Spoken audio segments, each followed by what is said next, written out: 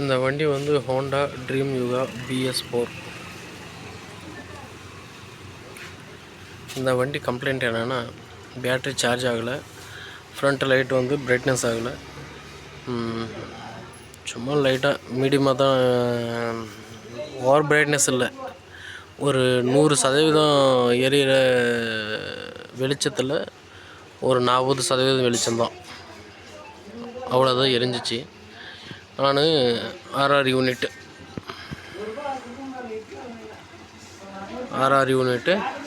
மாற்றினேன். அப்பயும் அந்த கம்ப்ளைண்ட் அரெஸ்ட் ஆகலை.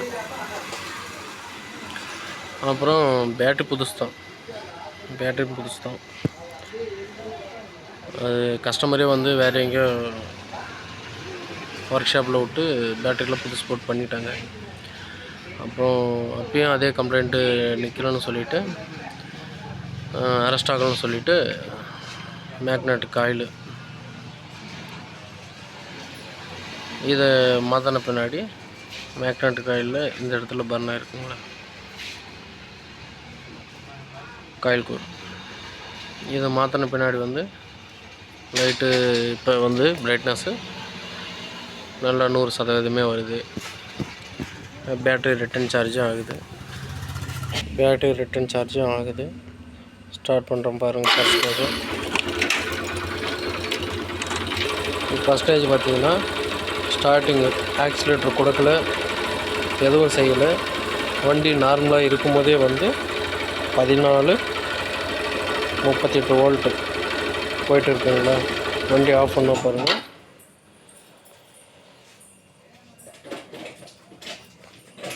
பன்னெண்டு வோல்ட்டில் இருக்குது.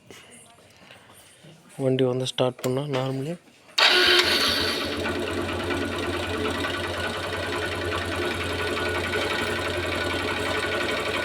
இருக்குங்களா.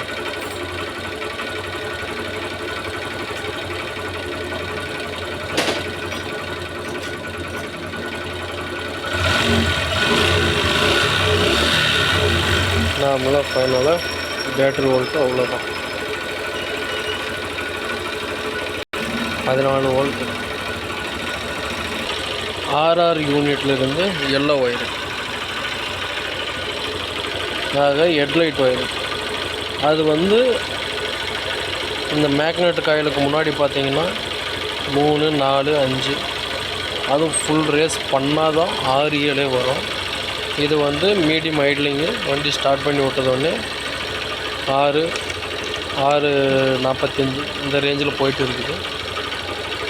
ஃபுல் ரேஸ் பண்ணால் பாருங்கள் எவ்வளோ இருக்குது. இந்த அளவுக்கு இருந்தால் எல்லாமே வந்து கரெக்டாக இருக்குது. இந்த வண்டி கம்ப்ளைண்ட்டு இதுதான்.